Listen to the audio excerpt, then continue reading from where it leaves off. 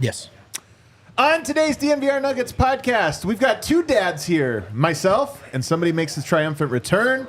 We're also going to preview, a real preview about Serbia and the U.S., and then Bill Simmons and others starting to talk about this Murray stuff. We'll get back into that. This is DNVR Nuggets.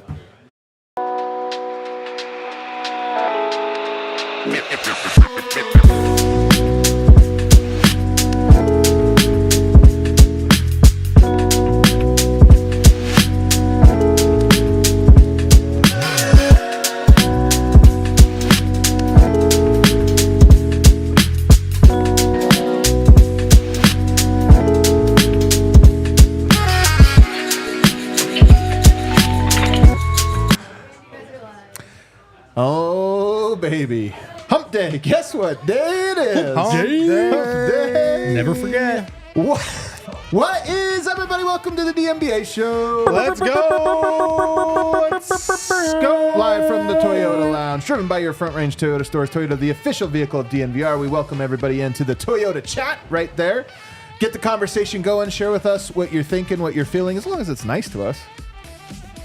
Please make sure it's nice. It's more fun that way. We have a great show for you. You saw the rundown. We're also going to talk about Westbrook. This is the thing about Westbrook.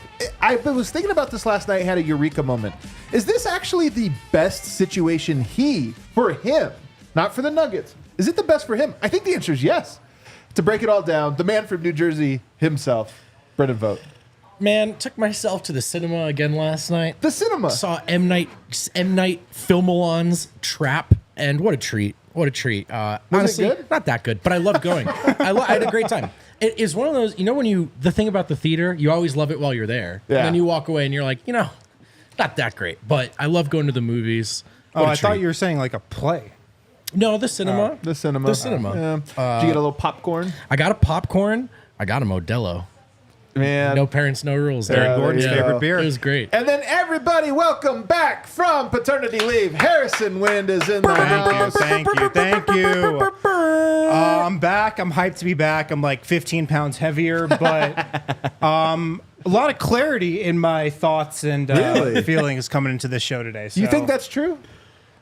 I feel like I had some nice time to step away. Okay. Let you guys talk about, Talk in Jamal circles? Murray's terrible Olympics. Yeah, that happened. And now I can, come in and offer my take. Well, then, you know what, producer Alyssa, I think it's time that we actually catch up on all of Harrison's takes. Yeah, Why don't we go to a new segment here? Who's your daddy? Do we have it loaded up in the gun? Who's your daddy? That is not my kid. well, Quick disclaimer, my kid is 2 months old. it's a big kid. It's a really big kid. She's in the 60th percentile, though. With great abs, apparently. 90th percentile head, which is kind of crazy. Takes Oh, wow. From Yeah, a real big dad. brain. Real takes from a real dad. All right, so you've had some time to clear your mind. I have. What are some takes that you have? Well, my first one, and I don't know quite what order we're going in, but this is an issue that I've sat back and thought about and observed for a lot of years, but these last couple of months, it's really come into focus for me. Are we still live? And as a country, we're a bit divided on this. You know, I feel like men, we're not equal. We're not equals in this country on this issue. I did not expect a men's Coming right. in Harrison hot. Wind to come in with men's right. I'm telling you, this is something that's coming to focus for me, and we got to talk about it. It's a conversation that has to be had. Men's rights. It's something that's a big issue in this country right now. It is big. It's huge. There needs to be a changing table in every men's restroom. Oh, And the fact that there's I not, was sweating there. the fact that there's not is an absolute crime. That is true. There's the family restroom, the women's restroom, but the men's restroom. Let us change diapers. Dude, great. Let us. Wow, that scared me at first. Wow, that really. Yeah, right? Man, I thought you were canceled. He's like, I've been watching a lot of Andrew Tate. That's a really terrible feeling when you're out and you need to change a diaper and you have to give it to your wife again. Oh, yeah, you want to feel useful. Yeah, like I'm trying to tow my weight here. I'm trying to do my part. He's trying to be oh, man. This is actually a feminist take. Yeah, really? Yeah. It actually is. hold Actually, on. Yeah. I'm just trying to do my part here. He didn't just land the plane. Every restaurant, bar, he did a couple establishment loops. needs to have a changing table. Yeah. It's a great Absolutely. take. Wow. I didn't even know it, but it's a great take. Okay. All right, number two. Man, that was Did you think I dangerous. was just going to come back first show, canceled, off again for another month? Kind of No, did. Fatherhood changed you for the worse. I Kinda was like, did, oh my yeah. God. I've been up at early hours of the morning, a lot recently. Getting up at 3, getting up at 4:30. I've been watching a lot of the Olympics. Indoor volleyball should be the next big thing. I don't know how indoor volleyball is not bigger than it is. This has been my second favorite event to watch after basketball. Here's the thing, man. This is a take that I think comes around every 4 years. I feel like I hear this every 4 years, but It's it never so takes off. good. Somebody said this to me on Twitter the other day, and they're right. Every play is like a slam dunk. You've how got these high they like jump 6'6", 6'8", sometimes 6'10" dudes. In the case of Matt Anderson, USA's Yeah. best player, they lost today to Poland, unfortunately. He's locked in. Yeah, I was locked in. But these 6'8", 6'10" dudes with 40-inch verticals spiking the ball like high above this massive net, like pretty exciting to me.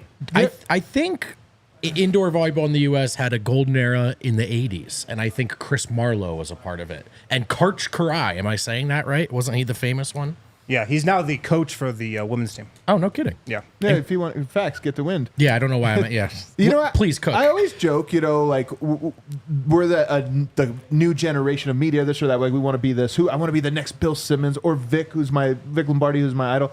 I never realized it till right now. The next Chris Marlowe. Yeah, I know. Sitting here The with next us Chris the Marlowe, whole the hair, time. The the jawline. volleyball, the jawline. Yeah, well, I actually like indoor more than outdoor. Oh Unfortunately. well, there's a little different, a little Yeah. difference. I'm tall, Vic's short, but all right. But What else we got? Marlowe did play indoor. So. Yeah. Next up, what do I got here? Oh, yeah, this has to do with basketball. Watching the passion Nikola Jokic has been playing with for Serbia, Man. my God, it's been awesome. And the fact that, he's had this run and had these all-time moments in a Serbian jersey, particularly last game, the Sombor shuffle, the block, like that run in the fourth quarter. The fact that he's had that, along with his troubled past, I'll say, with Serbia and playing for the country and the strain that there's been there, like the fact that he's having this run and these moments, and I mean, he could make it even, 1,000 times more special if they beat the U.S. on tomorrow. But I've needed this from him, and just the passion and the joy he's playing with has been just awesome. It's been awesome. I agree, man. We've been talking about that a lot too. He just remember the era of does Jokic want to be here or not, and there's been none of that. While he hasn't necessarily been jubilant and smiling and laughing or whatever, it's like Jokic is so focused. He has 2 feet where he's at, and he's this just seems really important to him, and I've really enjoyed watching it. Yeah. And for people that don't know, Jokic they do the national anthem before every single game. Jokic will always leave about 30 seconds early, right? He's standing for it, then he'll leave and go do like the rest of his stretches or whatever. It's not like offensive or anything to me. There's a lot of people that don't take the anthem necessarily seriously. But then you contrast that with his own anthem, of course, and it's like he's locked, he's dialed in. He's singing it. And it made me think, I'm not going to lie, do you think Jokic hates America? I think he hates a lot of aspects of America. Who doesn't? Like I do. Who doesn't? Yeah. This I don't Fox think he News hates ass America. rundown I mean, we're putting together. America's given him a lot of great things. We're like not for men's rights to millions and men. millions and millions of dollars. Are we Does- not does honoring the Jokic flag? hate America? Does he not honor Good the Lord. flag? Stand for the flag. Anyway, I just think there is something to Jokic's passion, but as we've been talking about and as we'll get into later on in the show, I think there is a change in Jokic that's happened slowly and perhaps more quickly over the last 5-6 months. Yeah. And Jokic, I do feel, is kind of a different beast than what we've seen in previous years. Yeah, and I think the goatee is doing a lot of work there. I think it's helping. What do you think of Vote? Does Vote also look edgier? And Is this a Jokic imitation? No. It should be. no? I kind of think Are I you was. sure? First of all, I was well on my way first. Let's be Really? honest. If anything, I think the big fella saw the show. Let's keep it real. But no, this is more of a down period. This is just called not shaving. It's not the same as All right. growing Okay. a beard. All right. you know? There you go. The next one I won't spend as much time on because we're going to talk about it a bunch, but I'm worried about Jamal Murray. I think it's fair to worry about him. he looked terrible at the Olympics. I mean, Yeah. there's some optimism you can pour on it, which I'll try to later on in the show today, but I'm a little worried. Yeah. I mean, that one we'll get into more here in a bit. Finally, I hate Team USA. I cannot stand Team USA. First of all, it's just loaded with guys that we hate. I mean, Anthony Davis, we hate him. Jason Tatum, some of us hate him. Joel Embiid, we hate him. And, like, I don't think Team USA has done anything. Like, they've been respectful. They've been, like, courteous. They've been, you know, they've approached the Olympics the right way, I think, other than Joel Embiid. But I still hate them. I'm rooting against them every game. And, my God, I'm rooting so hard for Serbia tomorrow. I might come to the bar, like, in full Serbia gear tomorrow. I might do a solo watch along here. Well, don't get your hopes up too high. I don't know. I wouldn't get too It enthusiastic. could end up being a tough watch along. You know what's interesting is I know Vote feels this way just because we've talked about it, but I feel this way even a little bit. I like this Team USA more than I expected. More than I expected. Like I do hate the guys. I hate Embiid.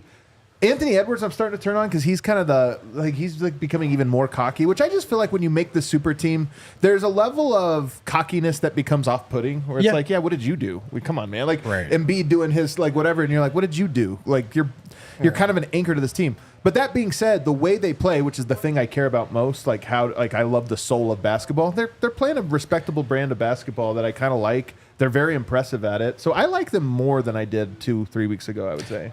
Yeah. Well, like I was saying a little earlier, they're not as hateable as they could have been. You know? Yeah. They're playing the right way. They've been, respectful of everybody. Like, they're not coming in there super cocky or anything. That being said, we're going to talk about it in a bit. I think they are tomorrow night. I think there's one team they want to beat more than every other team, and they're faced up with them tomorrow night, which is funny. Yeah. I mean, look, there's no denying that they're aware of who they're playing because Joel Embiid has ankle soreness. So there's just I did see that. There's no way around it that they know exactly who they're missed playing. practice. Wait, Embiid missed a practice? Yeah. Again? But he has ankle soreness. No way.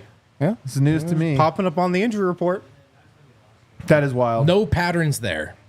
I think I'll play. Let's take a break. On the other side, I don't know if you listened to basketball podcasts today besides this one, but there were a lot, including the Bill Simmons one, Brian Windhorst, and others who are looking around and saying, is anybody taking stock of Murray? Murray fear and skepticism has gone mainstream, you guys. It's no longer, I know some people have accused DNVR, this or that. It is now mainstream, so we're going to talk about what people are saying on the other side.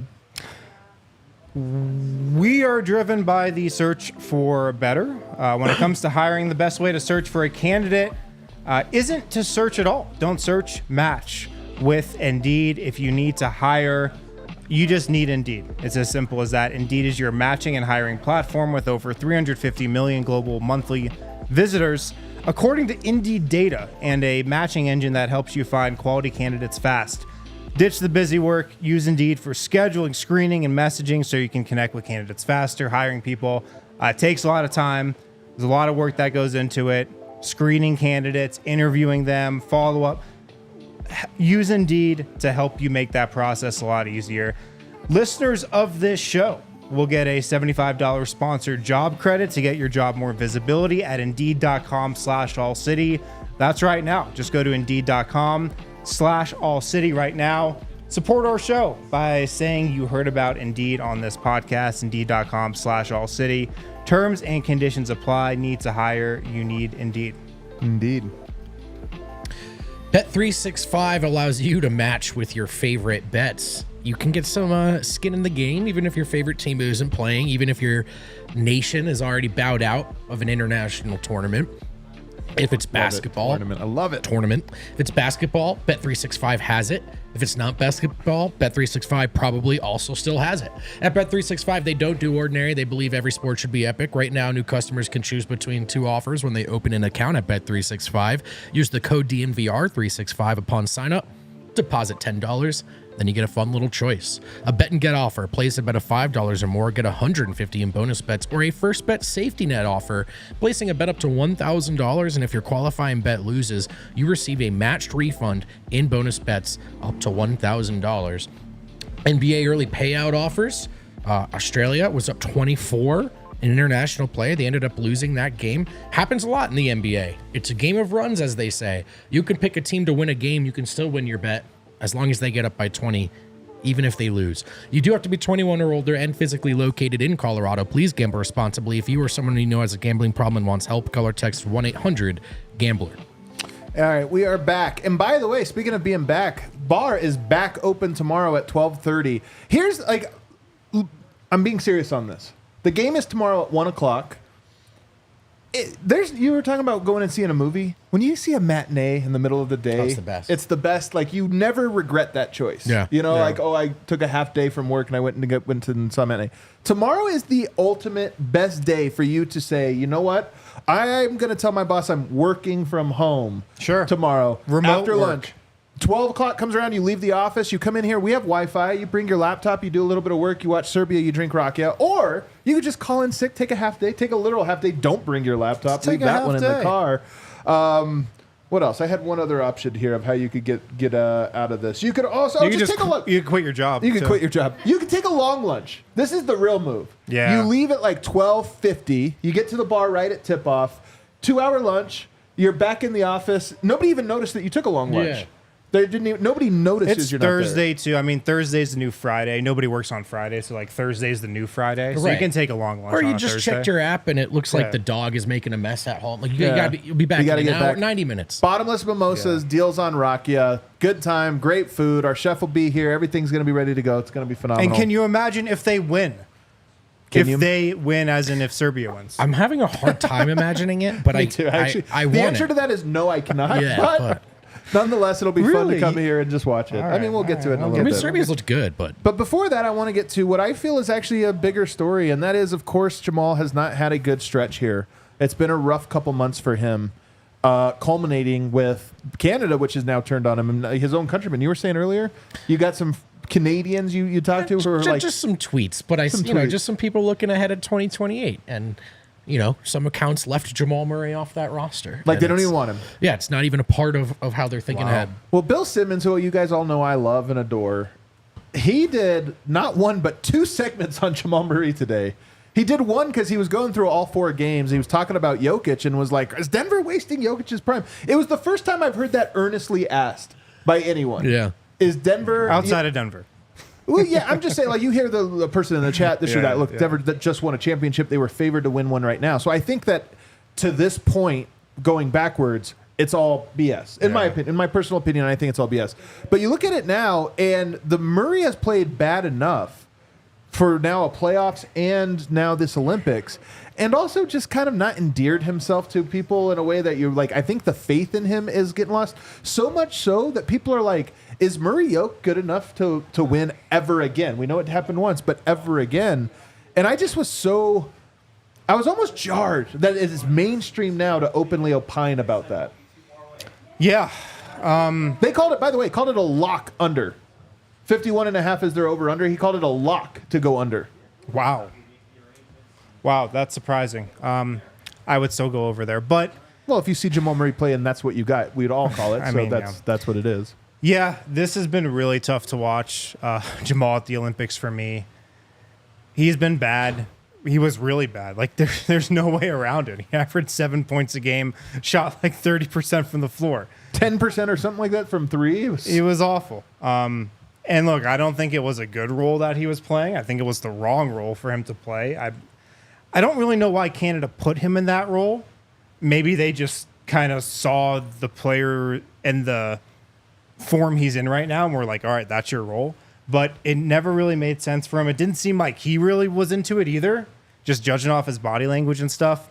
And he was bad. Going back to the playoffs, I maintained, and my overarching thought was the reason the Nuggets lost, the number one reason was that like Jamal Murray was hurt. I thought he was hurt. The, couple injuries he was dealing with late in the season and then the calf injury, of course.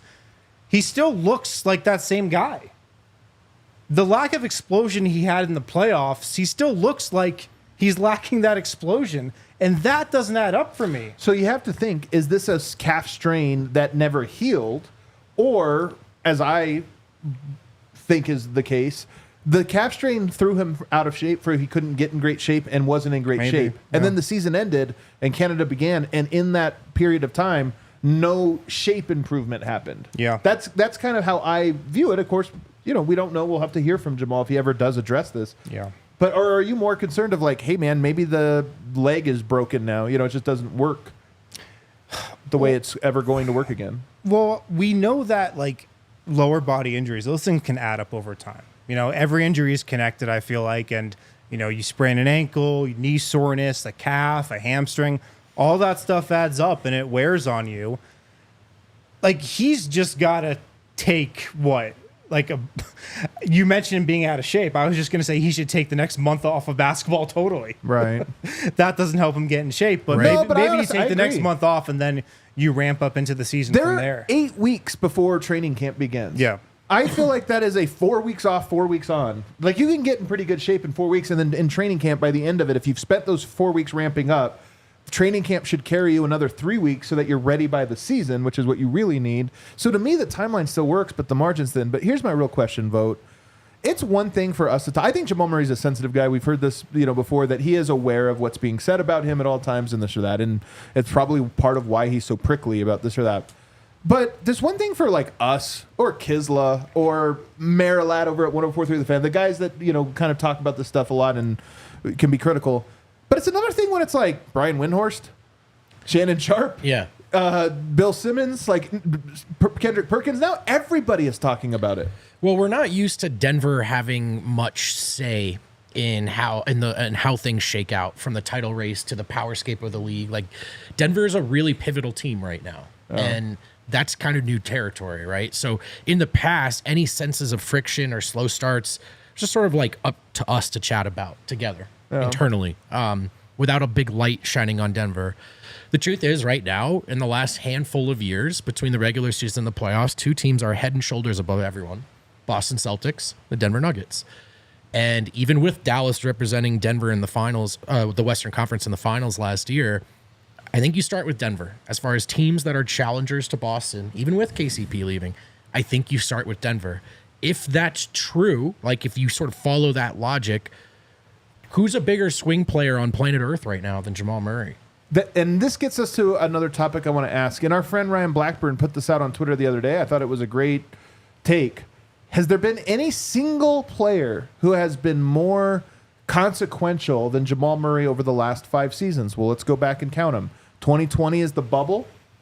Elevates Denver because of how spectacularly he played. Jamal Murray elevates Denver into the conversation in the pantheon of being a contender. And he knocked off the Clippers. Knocked off the Clippers, who we all thought the league was theirs, and maybe that run could have, changed their course. So Murray, supremely consequential starting in 2020. 2021, he gets hurt. The Nuggets looked like they were poised to at least compete for the title in a serious way. If not win it, it was like, hey, man, it was up for grabs, and they were right there. It goes to Milwaukee. 2022 does not make it back in time. You can't really blame him. ACL injury late in the season. It happens, but it's another year where he's gone. So now we're 3 years in, and we say that's highly consequential. 2023, not only does he come back, he plays the best basketball of his career, and the Nuggets win a title.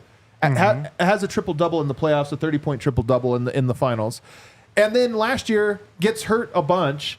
Denver is exhausted, and he's terrible in the playoffs. So 3 of those years are negative, 2 of those years very positive, but all of them directly impacted the championship in one way or another. Yeah. And I don't know if you can say there's been one single player that has impacted, in that way, both negative and positive. Yeah, I don't know if you can either. And going back to the criticism becoming mainstream, it was the perfect storm with Jokic having this incredible game and Jamal Murray having another terrible game Yesterday? Canada losing. Oh, my God. It was the perfect events coming together. It really was. You're right. That's what propelled it, you're saying? Yeah, to the I story, feel like it did a little bit, as it should have. I mean, Back to back like that. Yeah, it was crazy.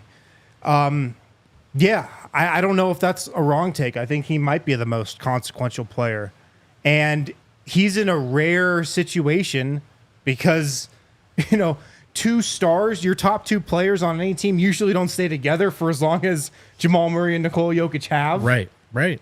To have all those consequential seasons back to back to back to back to back. That's a good point. So there's that. And I think it might be true. And I mean, we're setting up for another massively consequential one that feels like a lot of it's riding on his shoulders. Well, the reason I think it's an interesting question is now you can look forward, vote, and say Murray has a max contract extension. You know, we hear it's on the table. Calvin Booth said it's going to be a short negotiation. Like, there's not a whole lot to say. So now I look at it and I go, he might be the most consequential player of the next 5 years. Because if he's great, I just don't think Jokic's a one-time champion, and I don't think this Nuggets core is a one-time champion team. If he's great, they win another one, maybe multiple other ones, and they become a story. But if he's bad, it might be done. Or injured. I should say bad or unavailable. There's just a tremendous, tremendous amount of pressure on Jamal Murray. And it's more than ever by tenfold. A lot of things are contingent upon his success, his professionalism, his commitment. Things like championship window, the legacy of one of the most talented players that's ever picked up a basketball. It's a lot is in Jamal's hands right now. So that's another part of it too. Like, if Jamal was just some guy on some team and he was inconsistent, you'd give it 10 minutes, right? And then you'd move on. But there's far more to this than that. And it's about, can Denver get back there? Because it was not just us that wondered about how bright Denver's future was after that first title. Even Zach Lowe came and sat in this chair and wondered aloud about, could they have grabbed one before, if not for Murray's prior injuries? I think the consensus was yes, by the way. Like, after that run, everybody was like, probably. This timeline of Denver could do it, yes, because they have Jokic. Murray has been the tipping point. So it's not about like fairness or this is a lot of pressure. I don't envy him. However, this is sort of the thing that you are a professed like competitor, you know, sort of mental warrior. You're competing at the very, very, very highest stage. You're being very well compensated for it. And so it's just like it's a turning point in his career. Like, who do you want to be? Because you are capable of being like an affirmative answer to all of these questions. And a lot of it does feel like it's in his hands.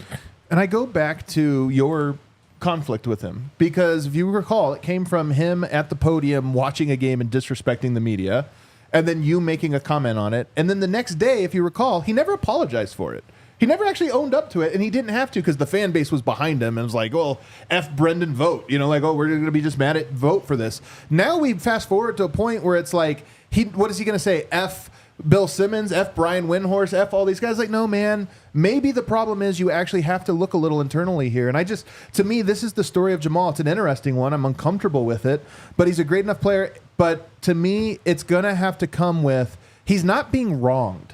He's not being wronged by us. He's not being wronged by Canada. He's not being wronged by Bill Simmons and all these people. It's like, hey, man, I just think that everybody kind of views the same thing right now. Yeah. And there's concern. And what's the quote? Everybody is only able to be as great as the level of criticism they can allow of themselves. Sure. Right? How much criticism can he allow of himself? Because at the moment, he's gone through moments where it's like, I can't handle even that. I'm not wrong. I'm just going to make fun of somebody who I know everybody will have my back for. And it's like, no, at this moment, how much can you handle the criticism? If you can accept it and embrace it and take responsibility, he's going to be back to the player we all know he can be. Yeah. And a lot of the Jamal defense that I've seen has to center around the point of the Olympics don't matter.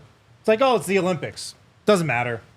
You know, who cares? Like, we really care about what happens in the NBA season, not the Olympics. Some truth to that. I mean, but not. Sure. Yeah, there's definitely some truth. But I guarantee you, if Jamal Murray was balling out right now, we'd feel tremendous. We'd be like, I will present you the max extension. I will hand deliver it to you right now. Right. So it's kind of like the summer league thing. It's like, if your guy's bad, it's like, oh, it's summer league. If he's good, a lot of momentum heading into that sophomore season. But to that point, he could have either made us feel better or worse. Yep, made us feel with worse this appearance, and it did not go better. Way worse. Yeah. Anyway, it's mainstream now in a way that I just feel like I'm just going to tell you guys right now, we're not going to talk about this for the next 8 weeks. Like, we're in a moment right now where it is the headline story, not just on the show. So, of course, we're going to spend some breath on it. Hopefully, after this Olympics ends this weekend, next week really becomes an off season to kind of start looking ahead to the next season and talking the more big picture type stuff like that's outside of Westbrook, outside of Murray, outside of those things. But at the moment, it's a top storyline, and it's going to pick back up as a top storyline once camp opens. and we'll see how everybody responds to it. I think it'll be interesting. All right, let's take a break. On the other side, it's time to preview, an earnest preview of Serbia versus Team USA. What are the important decisions that each team is going to have to make tomorrow?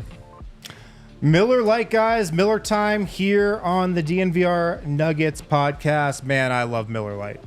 My favorite light beer out there.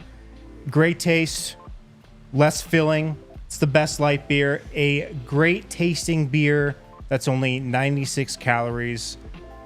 And Miller Lite, they cut out all the stuff you don't need. They hold on to what matters most. They keep it simple. Undebatable quality, great taste, only 96 calories. It's the beer that strips away everything you don't need and holds on to what matters most. A light beer that tastes like beer.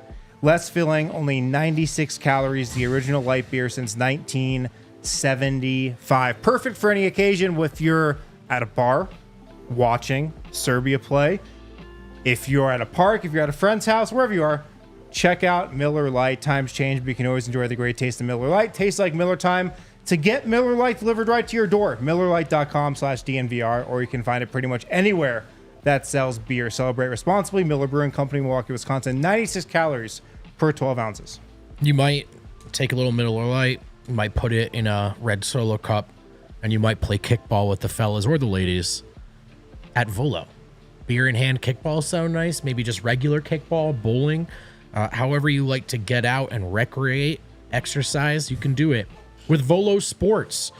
Right now, you can sign up for a Volo Pass. Volo Pass members receive the access to the Modern Day Sport and Social Club for only $20 a month. A great way to meet new people in the city, get active and play games. You can form a team, sign up together, but you could join as a free agent as well. Get assigned to teams, meet new people. If you're looking for ways to put yourself out there, this is a really great place to start. If you're just looking to get more exercise, also a great place to start. Sign up on the Volo app using code DNVR3 to get Volo Pass for only $10 a month for the first 3 months. All right, we are back. First of all, I'm going to address Vlada, who we love. We love Vlada in the comment, but I saw a lot of this. Last year in the World Cup, Serbia won the silver. There's no way. First of all, guys, it's the Olympics are different than the World Cup. There just is a different level of competition. Also, there's 6 games. You play a pool play and you go here. Of course, there's more randomness. Who went to the freaking in-season tournament championship this year? The Lakers and the Pacers? Right. Like, come on. And by the Pelicans way, in the semifinal? Not that the rest of the team is scrubs or that the program has no history. Same with the Nuggets players. Not that they're all scrubs. It's just we're all in the same boat. Like, when you sort of go, well, it's just about Jokic. Like, yeah, man, that's how it works. Like, an organization or a nation has a generationally great player, and you rally around it, and he makes all of it better than the sum of its parts. And right. But we're all in that boat together is the point. Right. So there's that. Let's get into an earnest preview, though, of this game. So there are some interesting questions that Team USA has not yet answered, and it's possible that they just will never have to answer them because they're really freaking good. But one of them is, I don't know if you've been noticing, Steph Curry has not been that great so far in this tournament. Oh, no. He's shooting a similar percentage to Jamal Murray. Just off on his shot. Now, do I think Steph is going to have a bad shooting year this year? Absolutely not. But it is one of those things where if it's step number 1 for Serbia beating the U.S. is to just get it into the clutch and hopefully that they are in an uncomfortable spot that they don't necessarily know. And one of my things is if you do get to the last 5 minutes and Team USA has to put out their best 5 for stopping Serbia specifically, I'm not sure I know what their best 5 is in a 5-minute game. I don't think Steve Kerr does either. Because one of the things that's been happening with Team USA is Steve Kerr has been like experimenting way more than I think he needs to with his lineups. Like, didn't he have like a different starting 5 the second half of a game recently or something like that? Yeah. Switching up rotations mid-game. He's experimenting a lot, so I don't think he knows who his best 5 is. And the only close game that Team USA has had was that scrimmage against South Sudan. Yep. Which they probably should have lost. So it's going to be interesting, man. Who are the guys you think are definitely going to be out there? Steph? No. So here's my Really? point. Well, here's my point. You get into that. Like, if Steph is shooting the exact same, he has a game 3 quarters the exact way that he's had this whole tournament, LeBron's a lock. I think Anthony Davis is a lock, if you're being honest. Like, if you're going up against Jokic, unless Embiid is somehow having himself a night, which is possible, but I think Anthony Davis is the better defensive option there. I think Kevin Durant is almost certainly going to be on the court. And honestly, I think Drew Holiday. He's a perfect glue guy, does his job, and makes things easy for everybody. I think that's the most likely 5. So then you think Steph next, and to me, I actually look at it and go, Devin Booker to me has proven to be an elite floor spacer, gives you what Steph should be giving you, this like gravity around the perimeter, but maybe is easier to work in because he's just not. Like, you're worried about getting Steph the ball. You're worried about what he's doing. Booker, you're not. Just get in the corner. Get in the wing. Spot up. Space the floor. Yeah. And LeBron's kind of been the de facto point guard anyway. He's been an awesome point guard, actually. Yeah. Steph also gives you somebody to target. And not that Serbia is going to throw their whole game plan out the window and just ISO Bogdanovic, but there is a world where it's like, okay, man, we don't mind this matchup. We're late in the shot clock. Bogdanovic has Steph Curry on him. Yeah. Get a shot off.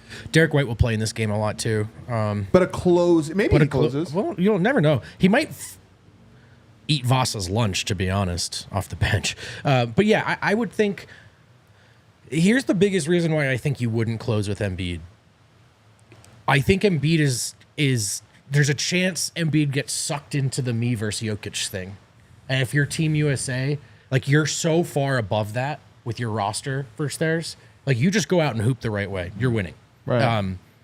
One way to lose. Embiid thinks this is about him, right? So, like, obviously he's going to play, but it may be starting or closing. I really would think about the fact is, like, does Embiid think this is just a Jokic showcase? Spoiler alert, 100% yes. Like, he can't He's taking not do it personal, for Yeah. sure. Embiid has not had a great Olympics, although he did have a great last game. He was great against Brazil. Again against in the Brazil. blowout. Yeah. But he can redeem. Like, if you're Embiid, we know Embiid cares about his image and how he's projected. Like, as much as anyone in the NBA. This is a redemption arc. And this is why I say this game to me is not going to just be a game where it's like, let the best team win. That's U.S. I think that a lot of the U.S., for whatever reason, really hates how much shine Jokic gets and would love this opportunity to not just beat him, but to clown him. Yep. And the number one guy who has the most to gain is Joel Embiid. Serbia lost this last game, and Jokic came out squeaky clean. Plus minus of 0, all of this stuff people talk about, outplays Embiid in big moments. I think Embiid looks at this and is like, if we win and I get to, like, do my suck it dance, like, if I get to do all of that, like, I can now set a narrative about how much I dominate or this or that. So I think that that's a real thing, that Embiid is probably a player that looks at this as an opportunity. Yeah. I mean, he's got definitely the most to gain and probably lose. Like, what if he's just a disaster? That's the thing, man. 2 fouls early, gets pretty much benched the rest of the game. Like, that's a lose-lose for him. Even if Team USA wins, like, he's still going to lose in that situation. But, like, for Serbia to win this game, man, we need multiple miracles. Yeah, I know. It's like 7 or 8 miracles. We need Nikola major Jokic ones. to play a game of his life. Yep. One of the best games he ever has. That's where it starts. Yep. Of course. By the way, most likely miracle. So Probably. But Yeah. also he needs to shoot the 3. Yep, needs to hit threes. Which Needs he to just hit hasn't threes. done so far. Honestly, part of me that did cross my mind. What if Jokic bricking threes was the long con? If that's the one thing USA's game plan is like, you know what? We want to push him out on the perimeter and let him shoot threes. Right. He comes out 5 for 5 in the first half. Yeah, he threw Game 7 so that this moment could come around. sorry, That's everyone. good. I'm sorry. That's pretty good. We're shooting game. You're right. Couldn't make any. So it starts there. Yeah. What do you think is next, though? Is it just a terrible shooting game from Team USA? Absolutely. Yeah. Absolutely. That's what I mean, think. you have to think that that's just a big part of it. Or, I mean, USA has to shoot themselves in the foot a little bit. They have to Right. go to a dumb game plan, trying to poster too much, trying to get out on the break, gambling for steals a little too much, fouling, putting Yeah. Serbia in the bonus. Like, Just not really locked in. Not like disciplined. thinking about Noah Lyles too much or something. really thinking about, oh man, can you imagine if Noah Well, he's Lyles- running He the should be in 200 attendance. Today, I think. Could you? Oh my God! If they lost and he was there just to talk shit, Noah, go to the Incredible. game. Noah, go to the game. That I'd would be on incredible. a victory tour if I was I him. mean, here's a big question though for you. One, as great as US is, they are just so overwhelming talent. There are teams that I think better understand how to take advantage of team strengths and weaknesses. I think US feels above that. Yep. Because one thing you would do if you were trying to attack Team Serbia is you would put Jokic in the pick and roll, not because he can't guard it, but because it's like 40-minute game. He's got to play every minute. Let's wear him out. Let's make him guard multiple pick and rolls. I don't think Team USA is going to do that because I Right. don't think they Right. they don't adjust like that. And Jokic played pretty well when they were doing that in that scrimmage. Yeah. They put him in the pick and roll a lot in that scrimmage. But 40 minutes, I will say this from rewatching the last game. Yoke gets the steal on Patty Mills in transition, you remember? And he takes a breather. He was dead tired. Like, he ended up having to walk up the court, but he, like, after he gets that steal and Serbia goes the other way, he, like, he's like, oh. Yeah. Well, that's going to be another thing. Can Serbia go just like a -10 in the non-Jokic minutes? And there won't be many of them. Well, that was my other question is how many minutes does he play? Oh, out of 40? Out of 40. I think it has to be 35 at least. So he played 33 in regulation last game, which is, if you recall, the only difference between this game and the Italy game 2 years ago was the 6 minutes. He wasn't extra no, on man, the not bench. going to lie. When Pesic had him on the bench, like, first couple minutes of the Brother. fourth quarter, I know you all were thinking it. You know, the one thing is I have talked to people, different coaches and different people within the Serbian basketball organization, and they all were like, that can't happen again. So I have to imagine that we're not the only ones saying this. Yeah. I think Pesic knows, like, yeah, you got to play him 33 at least. But I think I'm with you. I think this one's 35. I do think they'll take him out. Yeah. Yep. I think it'll be 3 minutes in the first half, 2 minutes in the second.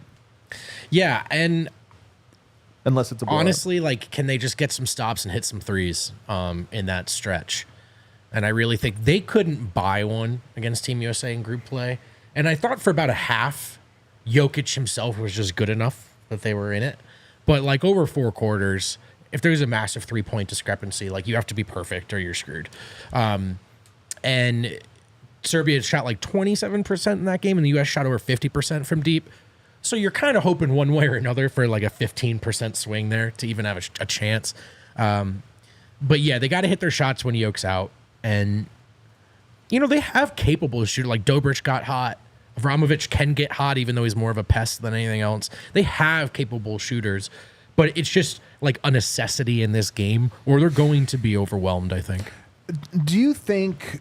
Well, okay, the other question I have actually is hard double on Jokic or not? Because part of me also wonders, Jokic can have the game of his life. It's possible. And that he's good enough that he can make up for the entirety of them if he's having the literal game of his life, 45-point game where he's just scoring everything. But part of me goes, what if they just hard double him and force the ball out of his hands? They're so athletic they can cover ground. I think tomorrow might be a hard double night. I agree. And Serbia hasn't shot the three well either. They're not. They are capable of shooting, perhaps, but you probably dare them to do that first. Yeah, Well, you I make them think so beat too. you. I think they'll double him for sure. I Like, mean, you they make have the Jokic athletes beat to you. do it. Yeah. Shorter game, like So you start Embiid, and then Jokic just is like you always shade towards him, and then as soon as he touches it, it's full on hard double. Just get the ball out of his hands and trust that the backside guys are not going to be able to make enough shots. I think that's how this game goes, to be honest. Which is one reason I'm not sure Jokic has a great game. maybe not. I mean, this is what the Lakers did, by the way. So it's not like so two of the guys on this team already have experience doing this in LeBron and Anthony Davis. Remember where they were not giving him a chance to do anything? It was just full hard double, and Denver didn't do a great job. Denver didn't with Murray and Porter and guys who we know can shoot. So I don't know. I think that's going to be part of it. Here's a question for you guys: who's the second most important player on Serbia? Bogdanovic. Oh, sorry, third. Oh man, I have an answer that might surprise you. Well, last game it was Avramovic. It's not him. Goodrich. I think it's Micic. Oh, that's why is that a surprising answer? That's like the default one. Oh, I don't know what your temperature is on Micic right now, No, but he's he an has NBA player. he had everybody else has the highest ceiling, in my opinion. Avramovic, Alexa, is far and away their best perimeter defender. So he's going to matter in every matchup too. Does he though? Like I love him as a defender, but who is he shutting down? Because he's kind of small. Tatum. Well, yeah. But like Booker, there's no point in shutting Booker down. He's Steph. I mean, you're probably not shutting him down anyway. Well, he hasn't played super well, but I mean, you do want some perimeter defense, and he is their best option there. So he's going to factor into a lot of it. yeah, but I just look at it and go, nobody's stopping KD. They don't have a KD stopper. Nobody's stopping LeBron. Yeah. And if Steph has a bad game or Booker or Drew, it's like you don't even notice. All of those guys, one of those guys have had a bad game in every Team USA game, and you don't even notice because there's so many other guys that are having great games. He can't stop. What's the best? Write the script for me. Tell me how the game goes. Serbia wins. How did it happen? Were they ahead? Did they come from behind? Joel Embiid, 2 quick fouls. He's got to go to the bench. Man, I think he needs. Okay. And then, that throws Team USA just off their game plan a little bit. Now you only have 2 bigs to throw at Jokic. And I mean, just to keep up with Team USA, Jokic's going to have to score. He's going to have to score like probably close to 30, maybe above that. And Serbia has just like their best shooting game. Team USA has their worst shooting game. And in the fourth quarter, you just want to be close because you want Team USA to have to think. You want them to have to think about their rotations, their lineups, who they're throwing out there. And I mean, there's nobody I trust more than Nikola Jokic, no matter who he has around him in a close game. Yeah, I agree. I also like this point made by the chat. Just one thing to consider. I don't know how much of a swing factor it is, but will Jovic play? He did play against Team USA. Oh, yeah, I forgot in group about play. Jovic. He didn't look very good. Miroslav assured us he's returning from injury. That said, dropped from the rotation in the quarters. So will he play against Team USA? Should he? Just something to consider. But Do you They have kind the of need script? him. I don't want to be too like obvious and basic in the modern era, but I actually think it's hard double Jokic. Serbia hits all their threes, which is not like All right, I think that's definitely ingredients. Here's the thing I think is actually of likely scenarios. Embiid hot start. You said gets off the court. I don't know, man. Yeah, you might be right. There's two guys on this team that I think especially don't always know where they fit into the pecking order. One is Joel Embiid, and the other one is Anthony Edwards. And part of me wonders if I think the formula to beating Team USA is to put them in a position where they're unsure what they're supposed to do. Because that's always the hard. The thing about Team USA is they all have egos, man. They all do. Even if they are bought into the system, they still are players that all believe that they're the best players in the world. And if they they feel disrespected if they're not given that. So if you have a great Embiid first half off of 2-point jumpers, he's like 8 of 9 from 2. Timeline talking about how he's cooking Yoke, nobody can stop him. But it's all 2-pointers. And guess what? Nobody else is really getting going. And Serbia is just hanging close because even though they keep making all these 2-pointers, it's still a close game because nobody's getting free. There's no fouls, whatever. And maybe even Anthony Edwards gets going a little bit. Serbia falls behind by 10, 15 points. But in the second half, Serbia throws a game plan at them that stuns them a little bit, and Serbia makes a big run. And you get to a fourth quarter, and Steve Kerr, who thought he had a locked-in closing lineup, is going, yeah, but Embiid kind of has it going tonight. Yep. And Anthony Edwards kind of has it going tonight. And then we know we're closing with LeBron and KD, but Anthony Edwards goes, yeah, but I'm on the court, so I'm shooting. Yep. And all of a sudden, it's thrown off. To me, I think almost you're have right. a harder time imagining Serbia leading wire to wire or Serbia getting up big and holding on to the lead than I do of them falling behind big and coming back. Because I feel like Team USA's flaws are all the type that require some level of hubris. And the best way to get that is the wrong guys got hot early. I think you're right. So I almost root for this early on. Embiid, masterclass in the first quarter. Right. An Embiid masterclass might be the thing that leads to a Serbia win. But it's like 32-28, and he's got 20 of the 32 Right, yeah. points, and it feels dominant, but you're kind of like, yeah, but it's just a bunch of twos, man. Just a Right. bunch of twos. And They are Jokic is playing the Bam Adebayo defense on him. Yeah, he's just giving him Let to him shoot the mid-range. And then in the fourth quarter, all of a sudden he's not, and he's Yep. into him, and it's like, oh, crap.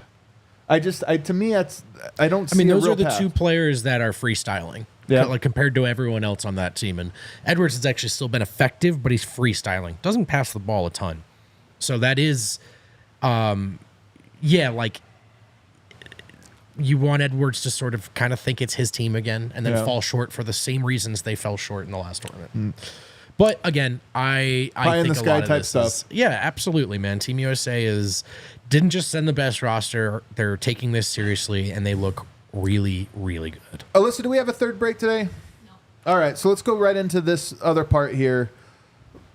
What would it mean for a win, though? A loss, I don't feel like as much. There is narrative where, like, again, if an Embiid or somebody goes off, like, dumb people will count this as some kind of, like, major, like, storyline. I think for the most part, people understand USA should win and likely is going to dominate. But if Serbia wins, I honestly feel like it would be one of the more consequential upsets. Even though we say Olympic basketball is not NBA, sorry, if somehow there was a win, I think this would be supremely meaningful for how people view Nikola Jokic. It would be at the center of his legacy, I think. Yeah, I think it would be. And I think it would officially make him the face of, probably argue he is already, but let's say we're sort of right about this general wave of international basketball catching up and at least the best players in the world and what global talent like looks like and what they can generate. Jokic, I think, would become the face of a crossroads moment in the NBA, like a really important era when the game changed forever. And it wasn't just about domestic talent. And I think Jokic would be as closely associated with that as any individual. So I think it would give him not just the way we would talk about him in the short term, who else in the world could possibly do that, but I think it would actually create a really, really specific and interesting and unique kind of angle, like on his legacy and his place in basketball. It would be up there with the biggest upsets in sports history, right? Honest to God, I think it would be as big of an upset as I could possibly think of. In my lifetime. They're 17-point underdogs, which honestly feels close. Yeah. They won by 30 last time. I mean, Serbia has 4 NBA players on their team.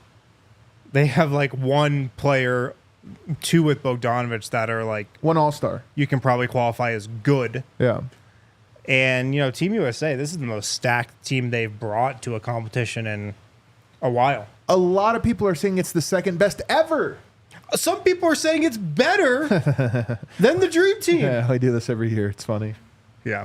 So, I mean, it would be absolutely massive. I think it would be line item number 1, though, on Jokic's resume. At the moment, it is title and then 3-time MVP. And then you start going off numbers and different things. But I think it would honestly be beat Team USA, beat the Avengers Team USA. Everybody's going to be watching. You know, and he's, like we said, is going to have just such an unbelievable game. Well, it's going to have to be better than Game 5 against Minnesota, better than anything we've seen from before. Just all of that combined, it would be just a massive, massive event. I also think, and the Serbs are going to be upset about me saying this, but I'm telling you this as somebody who actually cares about the history. Nobody knows about Serbian basketball history. Yeah. Tried to educate them. We got the documentary. A lot of people have kind of come in, but a lot 100K people have a lot of tuned in. 100,000. But a lot of people don't know that history that would learn it with that. You know, sometimes it takes that to be like, yeah, by the way, we've been here. They've beat US before in international competition. I saw someone tweet earlier in this tournament, South Sudan is not Serbia, like as in South Sudan was giving the USA more trouble, you know? And it's just sort of like, yeah, man, like Serbians are good at basketball. Like this has been a part of their sports DNA for a long, long time. 101 years. But I'm not going to get indignant about I didn't know. Right. Now I do. And this is my point, is it's more about how do people come to learn those stories. And I just feel like now, if they got that, it would be a moment where the history of Serbian basketball and Yugoslavian basketball would be elevated because people would then be like, oh, wow, they have a bunch of golds, actually? This isn't the first time? It'd be like, no, they actually have an Olympic gold. People don't really realize 1980, he was boycotted that year. So I think it would be massive. It would be massive that way. I'm going to go off the Nuggets and off of Jokic for a second here and off of Serbia. One takeaway we haven't discussed, and we can just give a quick take. I have penciled in right now as the Thunder as the best team in the West, just because I think their roster really is incredible. But you know whose stock also kind of dropped in this Olympics? Shai Gilgeous-Alexander. And again, there's weirdness that goes on with that team. I don't know how well coached and organized and everything else it was. But he sure didn't look... He looked like the worst version of himself in that championship game. Dribbling the air out of the ball, not finding the lanes he needed, missing those step backs. And I just remember, as I was watching that game, one of the thoughts I had was, that's Oklahoma City's best player, and he kind of looks below the moment on that stage and at that moment. Are we sure he's ready to lead them to the finals? He is young, and there's no knock on him. It's just that we expect guys to sort of elevate to that level. Even Jokic, before they won a title, was elevating in those moments. And I'm watching Shai going... I think sort of like, could Shai be a guy who could elevate an NBA team is a different question than can he elevate Team Canada, which I actually think has a really long ways to go because they have a lot of talent. Yeah. But their sort of system of basketball right now seems to just be like, get Shai the ball, space the floor as much as you can and let him cook. And that's like an NBA style, and FIBA's a little different in specific ways that affect Shai. Yeah, but Shai's also still really young. Like as far as being talented and learning how to get the most out of yourself as a winner and not just like the most points per game or keeping your 30-point per game streak alive. These are lessons guys can learn and get better at. I think it's why a lot of the best players, like it takes them till they're 27, 28. You learn this stuff along the way. So I think he can be. But I think it's a really interesting example. Like, he was a top 3, and he was an MVP finalist this year, and it didn't really look like it was close to enough for Canada. And just an interesting example of like what translates on this stage, and what doesn't. I think his game is more just NBA pilled. Yeah. It's just like tailor-made for the NBA and how it's officiated and the spacing and how offenses are set up, even though, he was coached by Jordi Fernandez, an NBA head coach. It's just some guys' games are perfect for the NBA. Some guys' games are perfect for FIBA. Some guys' games, like Nikola Jokic, translate across everything. So right. I think it's more that. I think it's more just his game is better suited for the NBA. My only point, because I kind of agree with what you guys are saying, but my point is almost like he's like James Harden and Luka and a lot of these ball in the hand type guys, and it's like they operate at a level of efficiency that's pretty insane. That's what makes them so great. But when a team cultivates their entire identity around that, you only have to knock them down a little bit. Like, oh, he went from averaging 30 a game to 27, and now it's a game. And now you can upset them. And I just was watching him go through it and struggle to score against France. And I was like, he kind of looks like another guy. And if any team in the NBA can pull that off, then they're not always just going to get better and better. Like, you add that talent, but that talent is there to supplement the Shea offense, which is all their offense is really going to be. It is kind of crazy when these guys are shutting down Shea Gilgeous-Alexander and Jamal Murray. I know. Well, I mean, they pack the paint and stand in the paint with a 7-footer and then just have on-ball defenders that are great. Still, it doesn't feel like they should be able to.